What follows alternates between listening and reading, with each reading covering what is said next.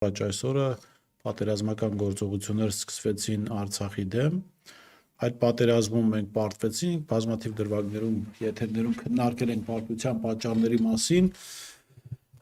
պատճառները մի կողմ, ինձ զարմացնում է այս իշխանության սրիկայությունը, հարգելի հեռուստատողներ եւ հարգելի արգիշտի, որ պատերազմից 5 տարի անցել մենք չունենք զոհվածների անունները, բոլոր անունները, հա, եւ երբ որ այս ստախոս իշխանությունը անընդհատ դժգոհում է, թե ինչու են զոհերի տարբեր թվեր նշում, բարի եղեք, հարգելի սրիկաներ,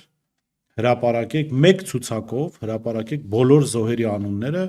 որ այդ թվերի շահարկումը չլինի։ 5 տարի անց դուք իբր չեք կարողացել հրապարակել բոլոր զոհերի անունները, դա իհարկե